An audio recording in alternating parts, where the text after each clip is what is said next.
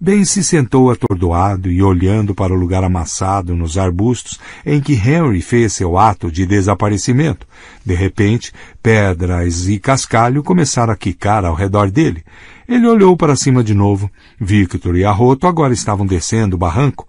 Estavam se deslocando com mais cuidado que Henry e, portanto, mais devagar, mas chegariam em 30 segundos, ou menos, se ele não fizesse alguma coisa. Ele gemeu. Essa loucura não terminaria nunca. Com os olhos fixos neles, ele pulou a árvore caída e começou a descer a ladeira, ofegando intensamente. A lateral do corpo repuxava. A língua doía loucamente. Os arbustos eram agora quase da altura de Ben. O cheiro verde intenso de coisas crescendo sem controle enchia seu nariz. Ele conseguia ouvir a água correndo em algum lugar ali perto, passando por cima de pedras e entre elas. Seus pés escorregaram e lá foi ele de novo, rolando e deslizando. Ele bateu com as costas da mão em uma pedra protuberante, passou em meio a espinhos que arrancaram pedaços azuis do moletom dele e pequenos pedaços de carne de suas mãos e bochechas. Ele parou de repente, ainda sentado, com os pés na água. Havia um riacho curvo que descia por um aglomerado de árvores à sua direita. Parecia escuro como uma caverna lá dentro. Ele olhou para a esquerda e viu Henry Bowers deitado de costas no meio do riacho. Os olhos entreabertos só deixavam a parte branca à mostra. Sangue escorria de um dos ouvidos e fluía até bem em filetes delicados. Ah, meu Deus, eu matei ele. Ah, meu Deus, sou assassino. Ah, meu Deus. Esquecendo-se de que Arroto e Victor estavam atrás dele, ou talvez entendendo que eles perderiam todo o interesse em dar uma surra nele quando descobrissem que seu destemido líder estava morto, Ben correu 6 metros riacho acima até onde Henry estava, com a camisa em frangalhos, a calça jeans encharcada e escura, sem um dos sapatos. Ben estava vagamente ciente de que havia sobrado pouco de suas próprias roupas e seu corpo era um aglomerado de dores e feridas. Seu tornozelo esquerdo era o pior. Já tinha inchado e apertava o tênis encharcado, e ele o estava preservando tanto que não andava, mas oscilava como um marinheiro em terra firme pela primeira vez depois de longo tempo no mar. Ele se inclinou acima de Henry Bowers. Os olhos de Henry se abriram. Ele segurou a panturrilha de Ben com a mão arranhada e sangrenta. Sua boca se mexeu, e apesar de nada além de uma série de aspirações assoviadas ter saído dela, Ben ainda conseguiu entender o que ele estava dizendo. Matar você, seu gordo de merda. Henry estava tentando se levantar, usando a perna de Ben como apoio. Ben recuou freneticamente. A mão de Henry deslizou e soltou. Ben voou para trás, girou os braços e caiu sobre o traseiro pela terceira vez nos últimos 4 minutos. Também mordeu a língua de novo. A água voou ao seu redor. Um arco-íris brilhou por um instante na frente dos olhos de Ben. Ele não estava nem aí para o arco-íris, não estava nem aí para encontrar o pote de ouro. Ficaria feliz em manter sua vidinha infeliz e gorda. Henry rolou, tentou ficar de pé, caiu, conseguiu ficar de 4, e finalmente cambaleou de pé. Olhou para Ben com aqueles olhos negros. A parte da frente do cabelo agora estava apontando para todos os lados, como palha de milho depois de uma ventania. Ben ficou zangado de repente. Não, era mais do que zangado. Estava furioso. Estava andando com os livros da biblioteca debaixo do braço, tendo um inocente sonho acordado em que beijava Beverly Marsh, sem incomodar ninguém. E veja só isso. Apenas veja, calça rasgada, tornozelo esquerdo talvez quebrado, com uma forte torção, com certeza, perna toda cortada, língua toda cortada, com a letra da porra de Henry Bowers na barriga. Que tal essa merda toda, fãs do esporte? Mas foi provavelmente o pensamento nos livros da biblioteca, pelos quais ele era responsável, que o fez partir para cima de Henry Bowers. Os livros de biblioteca perdidos e a imagem mental do quanto o olhar da Sra. Starrett seria reprovador quando ele contasse para ela, fosse qual fosse o motivo, cortes, torção, livros da biblioteca, ou até mesmo a ideia do boletim molhado e provavelmente ilegível no bolso de trás, foi o bastante para colocá-lo em movimento. Ele correu para a frente, com o tênis Keds molhados espalhando a água rasa, e chutou Henry bem nas bolas. Henry deu um grito rouco rouco, horrível, que fez pássaros saírem voando das árvores. Ficou de pernas abertas por um momento, com as mãos na virilha, olhando para Ben sem acreditar. Ugh! Disse ele em voz baixa. Certo, disse Ben. Ugh! Disse Henry com voz ainda mais baixa. Certo, disse Ben de novo.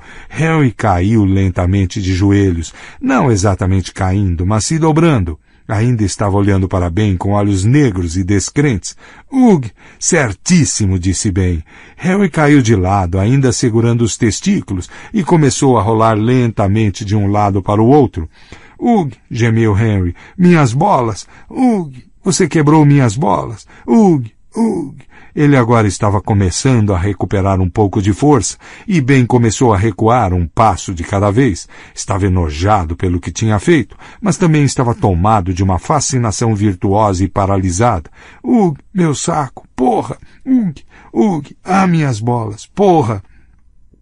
Ben poderia ter ficado por perto por uma quantidade indefinida de tempo, talvez mesmo até Henry se recuperar o bastante para ir atrás dele, mas uma pedra o atingiu acima da orelha direita, com dor tão intensa e profunda que até ele sentir o sangue quente fluindo de novo, Ben achava ter sido picado por uma vespa. Ele se virou e viu os outros dois andando pelo riacho na direção dele. Cada um tinha na mão um punhado de pedras arredondadas pela água. Victor lançou uma e Ben ouviu-o assoviar por sua orelha.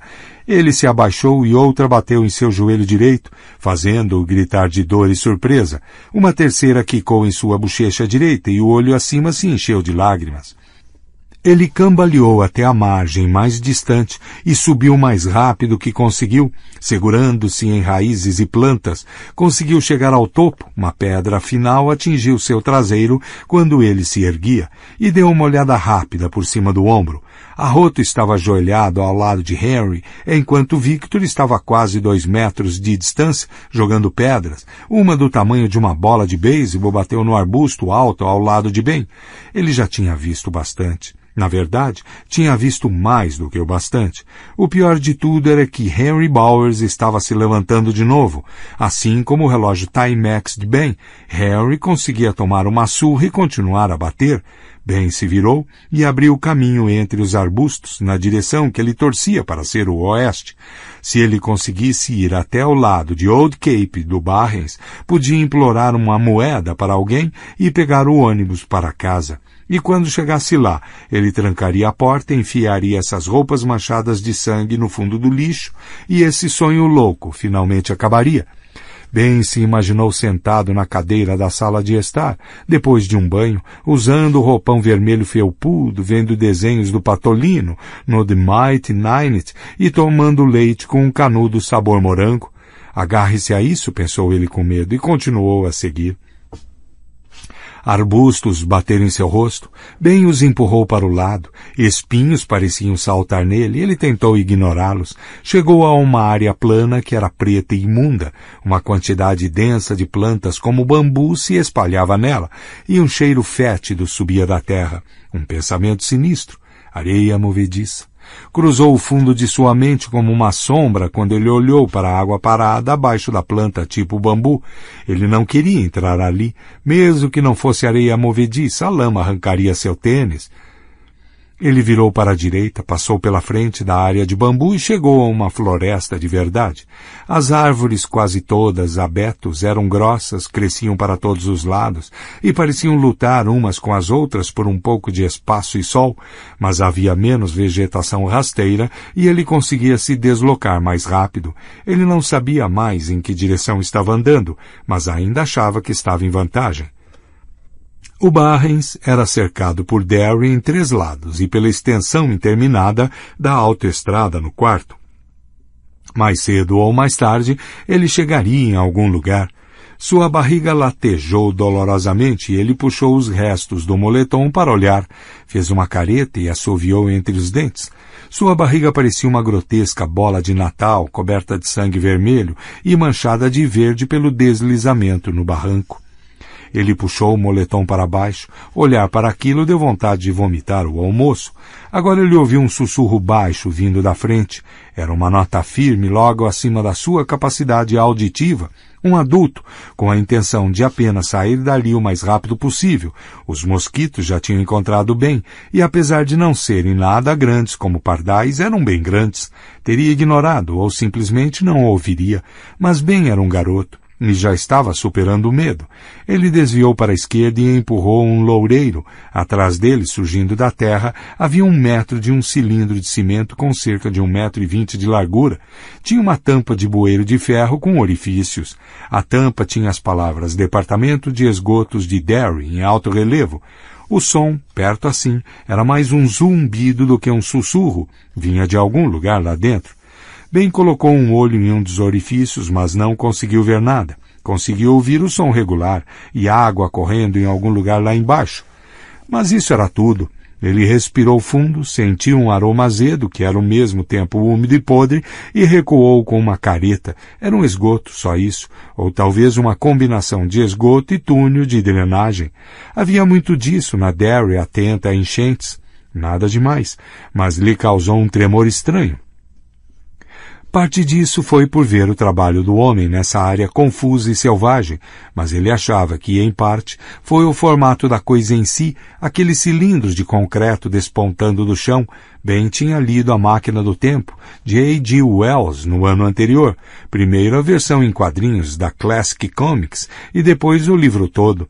Esse cilindro com a tampa cheia de orifícios o lembrava dos poços que levavam ao país dos horríveis e corcundas Morlocks. Ele se afastou rapidamente, tentando encontrar o oeste de novo. Chegou a uma pequena clareira e virou até sua sombra ficar o mais diretamente atrás de si que conseguiu. Depois seguiu em linha reta. 5 minutos depois, ele ouviu mais água corrente à frente e vozes de crianças. Ele parou para ouvir e foi quando escutou galhos estalando e outras vozes atrás de si. Eram perfeitamente reconhecíveis. Pertenciam a Victor, a Roto e ao próprio Henry Bowers. Ao que parecia, o pesadelo ainda não tinha terminado. Ben olhou ao redor em busca de um lugar para se esconder. 10. Ele saiu do esconderijo cerca de 2 horas depois, mais sujo do que nunca, mas um pouco descansado. Por mais incrível que pudesse parecer, ele tinha cochilado. Quando ouviu os 3 atrás de si, ainda perseguindo-o, Ben chegou perigosamente perto de ficar paralisado por completo, como um animal atingido pelos faróis de um caminhão que se aproxima. Um entorpecimento paralítico começou a tomar conta dele. A ideia de simplesmente se deitar, se encolher como um ouriço e deixar que eles fizessem o que tivessem vontade, ocorreu a ele. Era uma ideia louca, mas também parecia uma ideia estranhamente boa. Mas em vez disso, Ben começou a se mover em direção ao som da água corrente e das outras crianças. Tentou desemaranhar as vozes delas e identificar a essência do que estava dizendo. Qualquer coisa para afastar aquela apavorante paralisia do espírito. Era sobre algum projeto. Estavam falando sobre algum projeto. 1 ou 2 vozes eram até um tanto familiares. Houve um som de água seguido de uma explosão de gargalhadas alegres. As gargalhadas encheram Ben de uma espécie de vontade idiota e o deixaram mais ciente de sua posição perigosa do que qualquer outra coisa. Se ele ia ser pego, não havia necessidade de deixar que esses garotos provassem do seu remédio. Ben virou para a direita de novo. Como muitas pessoas grandes, ele tinha o passo incrivelmente leve. Ele passou perto bastante dos garotos para ver as sombras deles se movendo para frente e para trás, entre ele e a água brilhante, mas nenhum deles o viu nem ouviu. Gradualmente as vozes começaram a ficar para trás. Ele chegou a um caminho estreito que tinha sido pisado ao ponto de restar apenas terra nua. Ben refletiu por um momento e balançou um pouco a cabeça. Ele atravessou e entrou na vegetação de novo.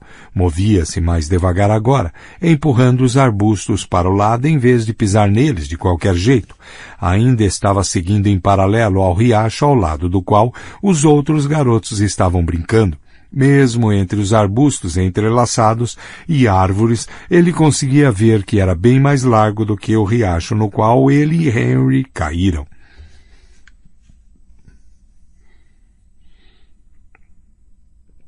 Aqui havia outro daqueles cilindros de concreto quase invisível entre um emaranhado de trepadeiras de amora silvestre, zumbindo baixinho.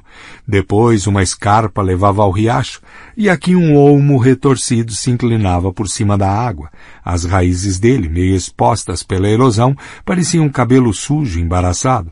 Torcendo para não haver insetos nem cobras, mas cansado e assustado demais para se importar, Ben andou entre as raízes até entrar em uma caverna rasa embaixo. Recostou-se. Uma raiz o cutucou como um dedo zangado. Ele mudou um pouco de posição e ela deu um apoio bem agradável. Aqui estavam Harry, Arrot e Victor. Ele achava que eles podiam ter pensado em seguir o caminho, mas não deu essa sorte. Ficaram perto dele por um momento, mais um pouco e ele teria conseguido esticar a mão do esconderijo e tocar neles. Aposto que os merdinhas ali atrás viram ele, disse Arroto. Bem, vamos descobrir, respondeu Harry, e eles seguiram pelo caminho pelo qual tinham vindo. Alguns momentos depois, Ben o ouviu rugir. Que porra vocês crianças estão fazendo aqui? Houve alguma espécie de resposta, mas Ben não conseguiu entender. Os meninos estavam longe demais e perto assim o rio. Era o Kendeskeg. É claro, era alto demais, mas ele achou que o garoto pareceu assustado. Ben se solidarizou. Em seguida, Victor Chris gritou alguma coisa que Ben não entendeu. Que porra de barragem de bebê? Barragem de bebê? Barraca de bebê? Ou talvez Victor tenha falado uma porrada de bebês e Ben ouviu errado. Vamos quebrar, propôs Arroto. Houve gritos de protesto, seguidos de um grito de dor. Alguém começou a chorar. Sim, Ben se solidarizava. Eles não conseguiram pegá-lo, pelo menos ainda não, mas havia outro grupo de crianças em quem eles podiam descontar a raiva. Claro, quebra, disse Henry. Barulho de água, gritos, enormes vibrações de gargalhadas idiotas, vindas de Arrot e Victor. Um grito agonizante e furioso de uma das crianças.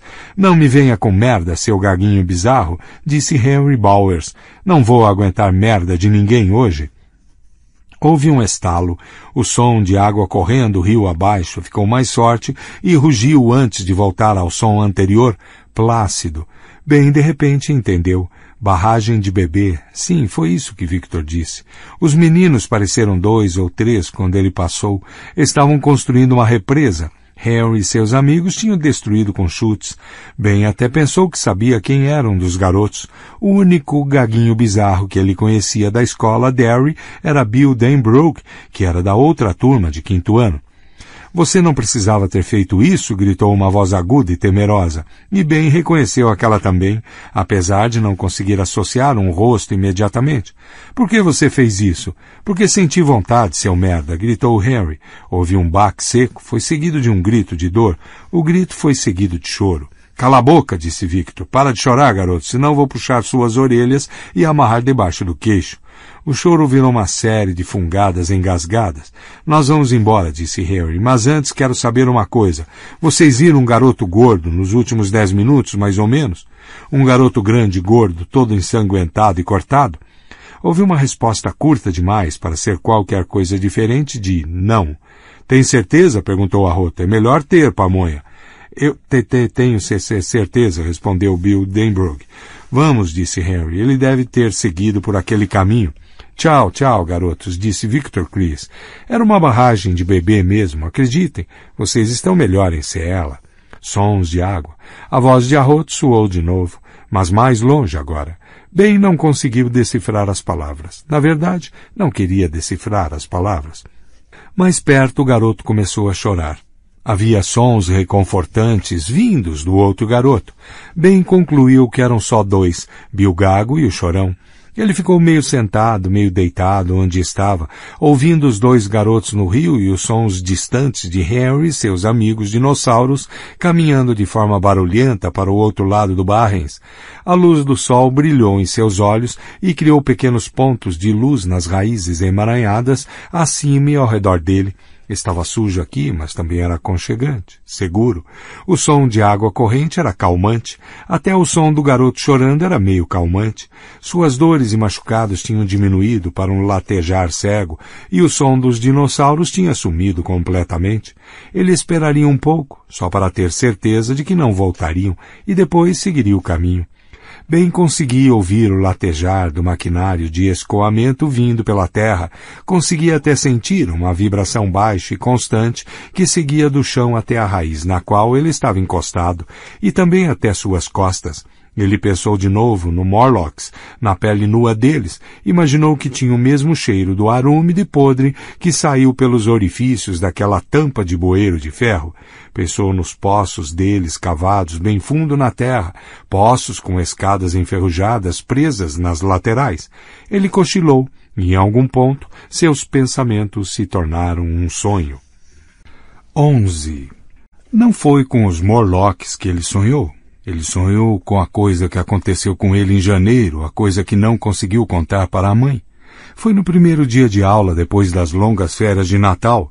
A senhora Douglas pediu que um voluntário ficasse depois da aula para ajudá-la a contar os livros que tinham sido devolvidos antes das férias. Ben levantou a mão. Obrigada, Ben, disse a senhora Douglas, dando um sorriso de tamanho esplendor para ele que o fez esquentar até os dedos dos pés. Puxa-saco, comentou Henry Bowers baixinho. Era o tipo de dia de inverno no Maine que é ao mesmo tempo o melhor e o pior. Sem nuvens, brilhante a ponto de fazer os olhos lacrimejarem, mas tão frio que era um pouco assustador. Para tornar a temperatura de 12 graus Celsius negativos ainda pior, havia um vento forte para dar um aspecto cortante ao frio. Ben contou livros e falou os números. A senhora Douglas os anotou, sem se importar de verificar o trabalho dele nem de forma aleatória. Ele reparou com orgulho, e depois os dois carregaram os livros para a sala em que eram guardados por corredores onde aquecedores estalavam de maneira sonhadora. A princípio a escola estava cheia de sons, portas de armário sendo batidas, os estalos da máquina de escrever da senhora Thomas na secretaria, as execuções ligeiramente desafinadas do coral no andar de cima, o som nervoso das bolas de basquete no ginásio e do tênis, dos jogadores correndo em direção às cestas ou pulando no piso de madeira encerada. Pouco a pouco esses sons sumiram, até quando a última pilha de livros foi adicionada. Faltando um, mas não importava muito, suspirou a senhora Douglas. Todos estavam mesmo em péssimo estado. Os únicos sons serem os dos aquecedores, o sibilar leve da vassoura do Sr. Fázio, enquanto varria a serragem colorida pelo chão do corredor, e o uivo do vento lá fora.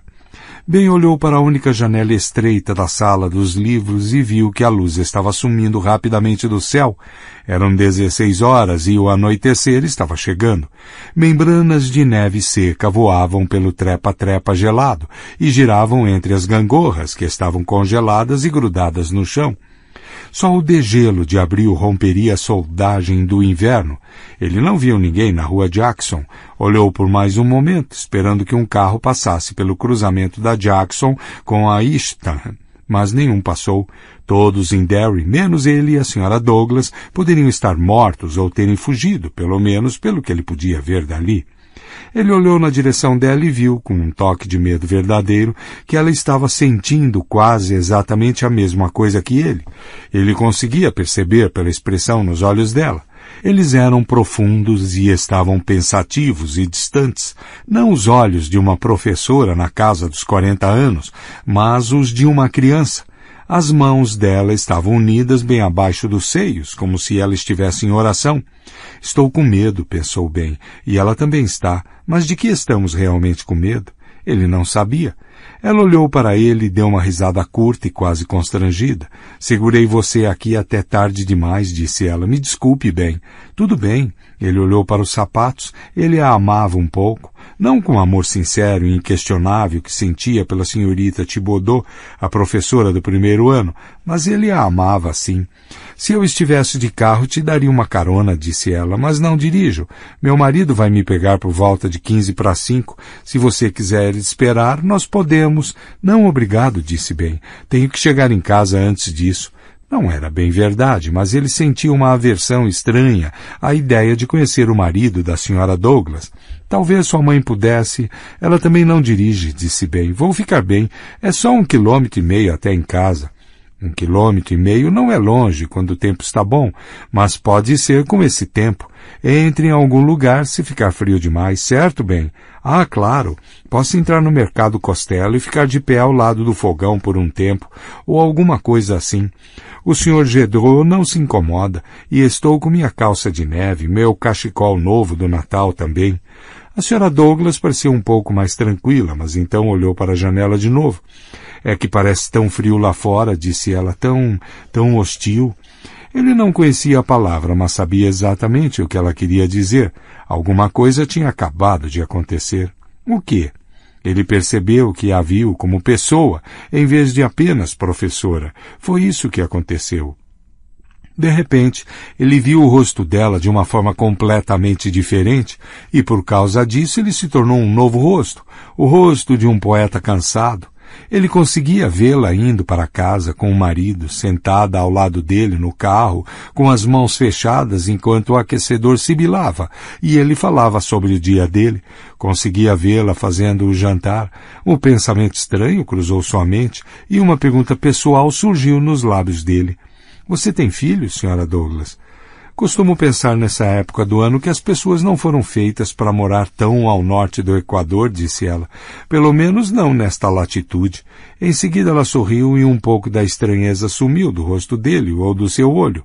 Ele conseguiu vê-la, ao menos parcialmente, como sempre vira. Mas você nunca mais vai vê-la daquele jeito de novo, não completamente, pensou ele, consternado.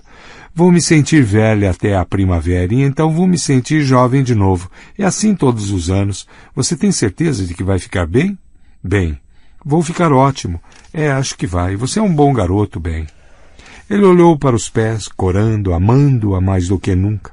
No corredor, o Sr. Fázio disse, tome cuidado com a geladura, garoto. Ele nem levantou o olhar da serragem vermelha. Pode deixar.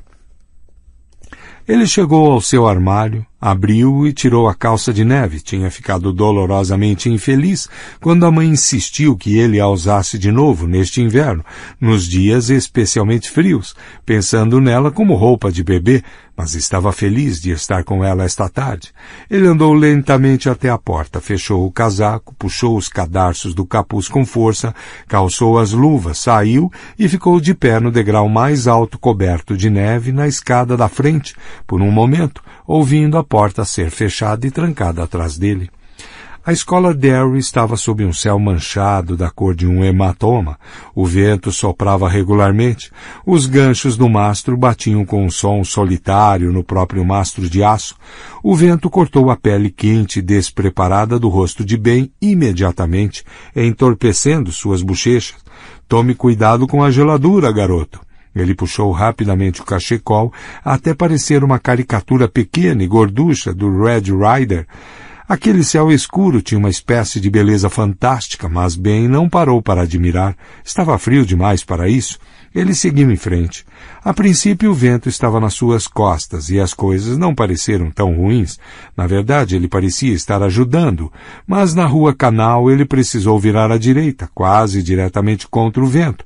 Agora parecia estar segurando-o como se tivesse problemas com ele. O cachecol ajudou um pouco, mas não bastante. Seus olhos latejaram e a umidade do nariz congelou até estalar. Suas pernas estavam ficando dormentes. Várias vezes ele enfiou as mãos enluvadas nas axilas para aquecê-las. O vento gritava e chiava, às vezes parecendo quase humano. Ben sentiu medo e euforia. Medo porque agora conseguia entender histórias que tinha lido, como A Fogueira, de Jack London, na qual as pessoas congelavam até morrer. Seria bem possível congelar até a morte em uma noite como esta, uma noite em que as temperaturas cairiam a 26 graus Celsius negativos. A euforia era difícil de explicar. Era uma sensação solitária, um sentimento de uma espécie de melancolia. Ele estava ao ar livre, passava nas asas do vento e nenhuma das pessoas atrás dos quadrados iluminados das janelas o via. Elas estavam lá dentro, onde estava claro e quente. Não sabiam que ele passara por elas, só ele sabia. Era uma coisa secreta. O ar em movimento queimava como agulhas, mas era fresco e limpo. Fumaça branca saía de seu nariz em nuvens perfeitas, e quando o pôr do sol chegou, com o dia terminando em uma linha amarelo-alaranjada no horizonte do oeste e as primeiras estrelas como diamantes cruéis brilhando no céu acima, ele chegou ao canal.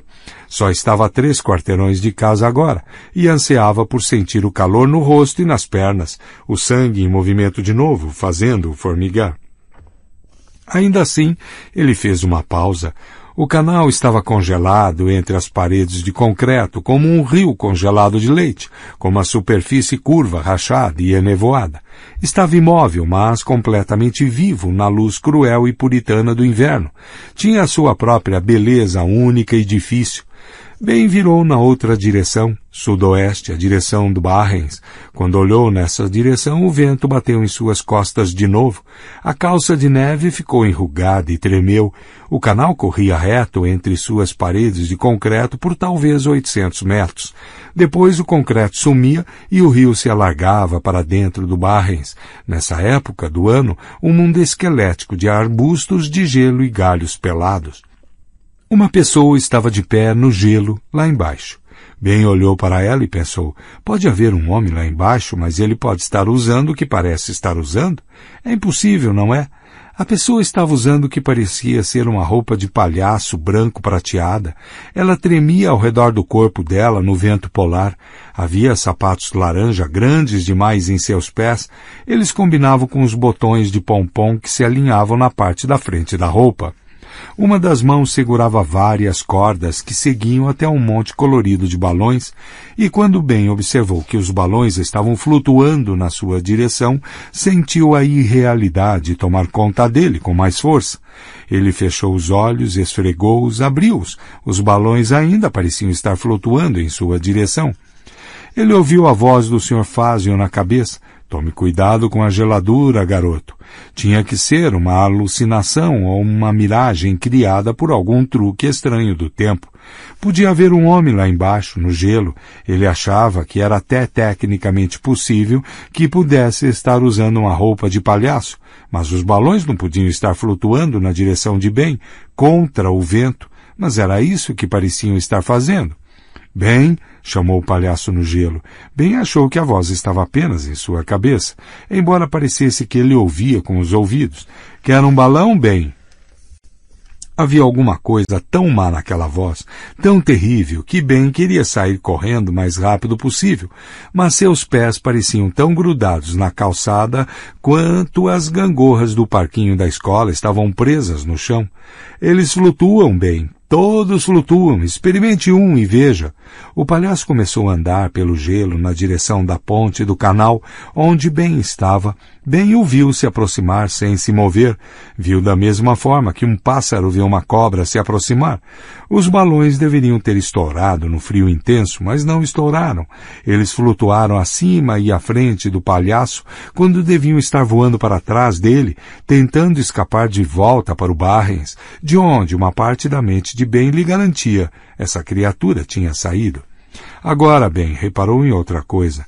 Apesar de as últimas luzes do dia terem lançado um brilho rosado no gelo do canal, o palhaço não fazia sombra, nenhuma. Você vai gostar daqui, Ben, disse o palhaço. Agora ele estava perto bastante para que Ben conseguisse ouvir o som dos sapatos engraçados, conforme ele caminhava pelo gelo irregular. Você vai gostar daqui, eu prometo. Todos os garotos e garotas que eu conheço gostam daqui, porque é a ilha do prazer de Pinóquio e a terra do nunca de Peter Pan. Eles nunca precisam crescer e é isso que as crianças querem. Então venha, veja o local, pegue um balão, alimente os elefantes, ande na montanha-russa. Ah, você vai gostar. E bem, como você vai flutuar? E apesar do medo, Ben sentiu que uma parte dele queria um balão.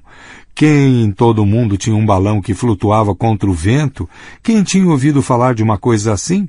Sim, ele queria um balão e queria ver o rosto do palhaço que estava inclinado na direção do gelo, como se para se proteger do vento terrível. O que poderia ter acontecido se o apito das 17 horas no alto da prefeitura de Derry não tivesse tocado naquele momento? Ben não sabia. Não queria saber. O importante era que ele tocou, um som perfurante que penetrou no profundo frio do inverno. O palhaço ergueu o olhar como se por ter levado um susto e bem viu seu rosto. A múmia. Ah, meu Deus, é a múmia. Esse foi seu primeiro pensamento, acompanhado de um horror vertiginoso que o fez apertar as mãos com força na proteção lateral da ponte para não desmaiar. É claro que não era a múmia, não podia ser a múmia. Existiam múmias egípcias, muitas delas. Ele sabia disso, mas seu primeiro pensamento foi que ele era a múmia, o monstro poeirento interpretado por Boris Karloff no antigo filme que ele ficou acordado até tarde para assistir no mês passado na sessão Shock Theater. Não era aquela múmia, não podia ser. Monstros de filmes não eram reais, todo mundo sabia disso, até criancinhas. Mas não era a maquiagem que o palhaço estava usando, nem estava ele enrolado em um monte de ataduras. Havia ataduras, a maior parte ao redor do pescoço e pulsos, voando ao vento, mas bem conseguia ver o rosto do palhaço claramente. Tinha linhas profundas, a pele como um mapa de rugas em um pergaminho, bochechas rasgadas, carne desgastada. A pele da testa estava ferida, mas sem sangue. Lábios mortos sorriam sobre uma mandíbula nas quais dentes se inclinavam como lápides. As gengivas eram esburacadas e negras, bem não conseguia ver olhos, mas alguma coisa brilhava no interior dos buracos negros como carvão, alguma coisa como as pedras preciosas frias nos olhos de escaravelhos egípcios, e apesar de o vento estar para o lado errado, parecia que ele conseguia sentir o cheiro de canela e especiarias, mortalhas apodrecidas tratadas com drogas estranhas, areia, sangue tão velho que tinha secado e virado flocos e grãos de ferrugem. Todos flutuamos aqui embaixo, grasnou a múmia palhaço, e bem se deu conta com horror renovado de que ele tinha chegado à ponte e estava agora abaixo dele, esticando a mão seca e retorcida da qual pedaços de pele farfalhavam como bandeiras, mão essa que deixava à mostra ossos como marfim amarelado. Um dedo quase sem carne acariciou a ponta de sua bota. A paralisia de Ben evaporou. Ele correu pelo resto da ponte com o apito das 17 horas, tocando em seus ouvidos. O som só parou quando ele chegou do outro lado. Tinha que ser uma miragem, tinha que ser. O palhaço não podia ter se deslocado tanto durante um apito de 10 ou 15 segundos. Mas seu medo não era miragem, nem eram as lágrimas quentes que surgiram em seus olhos e congelaram em suas bochechas um segundo depois de caírem. Ele correu, com as botas batendo na calçada, e atrás ele conseguia ouvir a múmia de roupa de palhaço subindo do canal, com unhas antigas de pedra arranhando ferro, velhos tendões estalando como dobradiças secas. Ele conseguia ouvir o sopro árido de sua respiração, entrando e saindo de narinas tão sem umidade quanto os túneis debaixo da grande pirâmide.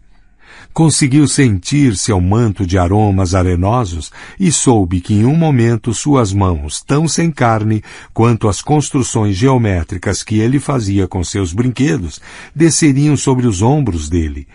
Elas o virariam e ele olharia para aquele rosto enrugado e sorridente. O rio morto da respiração dela sopraria sobre ele. Aqueles buracos pretos com o brilho profundo se inclinariam sobre ele.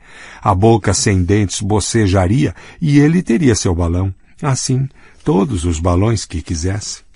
Mas quando ele chegou à esquina de sua rua, soluçando e sem fôlego, com o coração disparado batendo em seus ouvidos, quando ele finalmente olhou por cima do ombro, a rua estava vazia, a ponte curva com as laterais baixas de concreto, e o antiquado piso de paralelepípedo também estava vazia. Ele não conseguia ver o canal, mas sentiu que se conseguisse também não veria nada lá.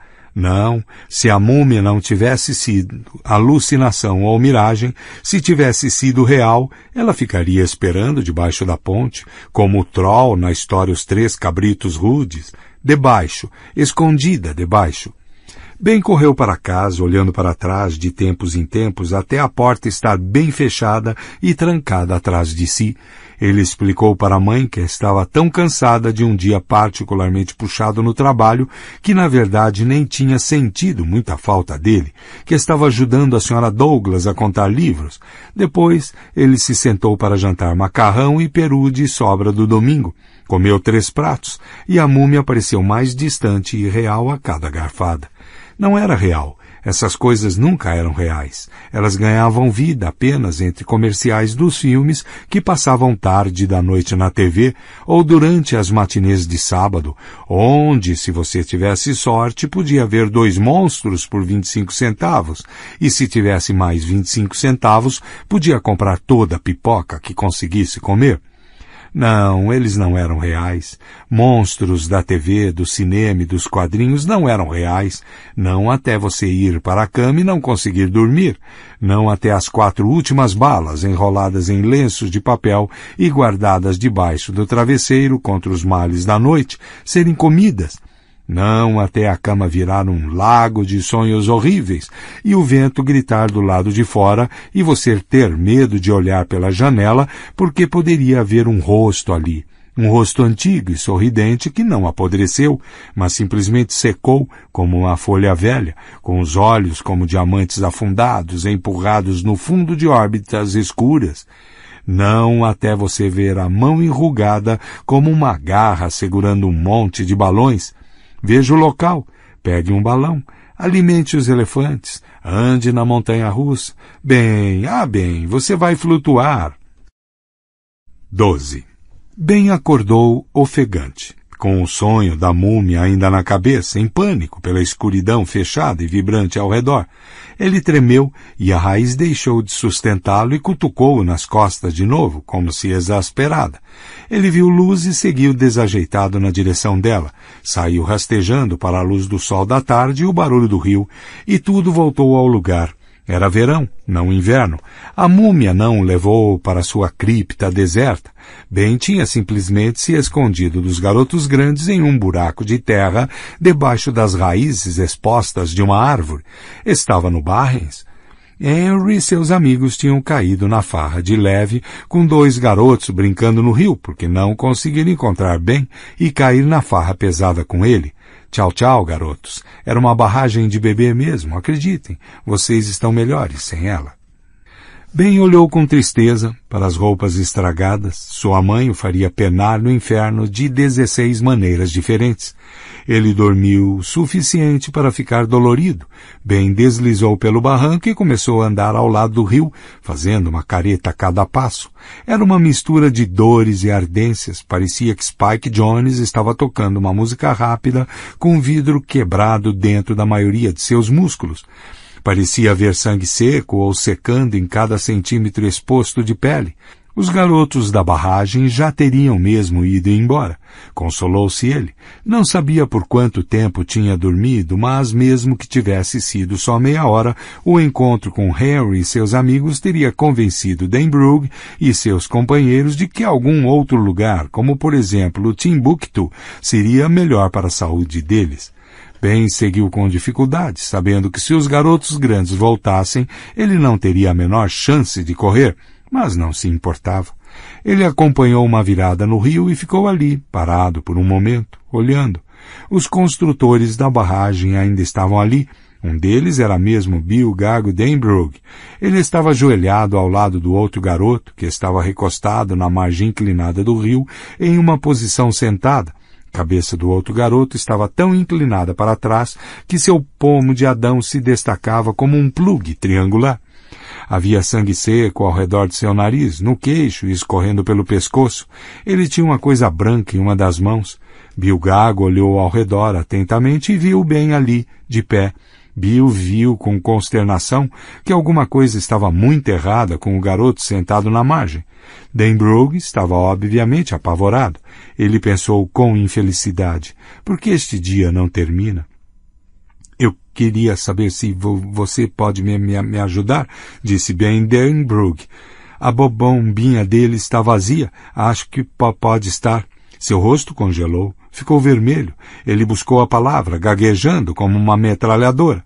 cuspe voou dos seus lábios e ele levou quase 30 segundos de até bem se dar conta de que Dan Brugge estava tentando dizer que o outro garoto podia estar morrendo.